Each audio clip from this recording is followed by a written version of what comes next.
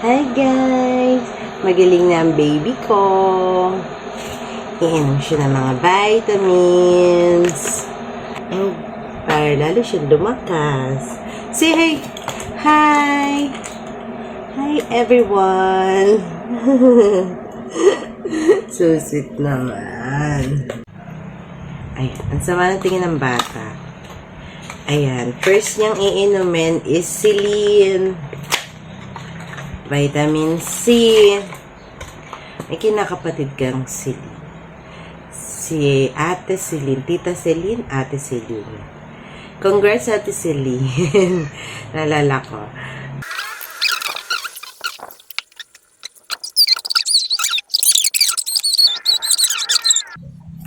Lalala. Tatay! Makikita ka ni tatay, umiyak ka. Or you sit down here.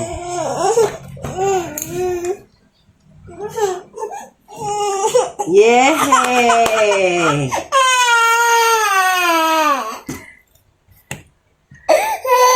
Okay.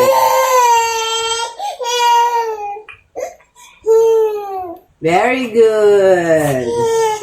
Sarap kaya.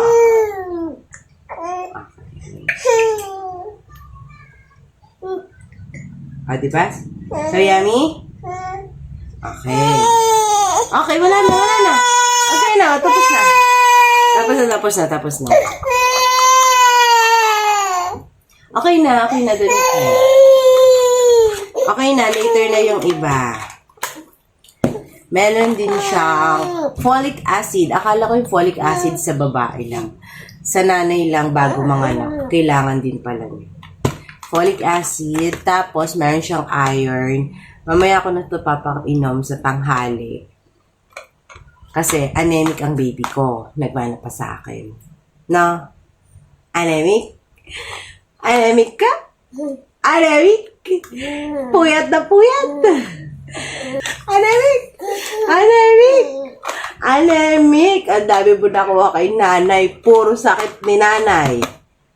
May atopic dermatitis. Anemic. Ano pa?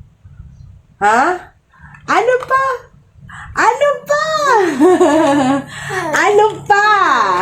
Wala na. Ha? Gagaling na yan eh. Oh, don't cry. Don't cry. Ayun lang. Mamaya na ako magpapainom nito kasi papakain ko muna siya na breakfast. Wala pa ako nagagawang breakfast niya pero meron ditong luto ang asawa ko na nilagang saging. Breakfast ko to sana. Susubukan kong pakainin si Pio. Pero sawa na siya dito. Mas gusto niya yung yellow na saging. Lakat. Tinan niya. Kain. Ayaw niya. Ayaw niya talaga. Kaya ako na lang ang kakain.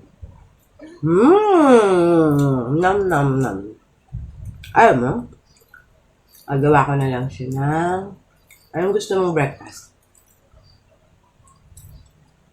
Anong gusto mong breakfast?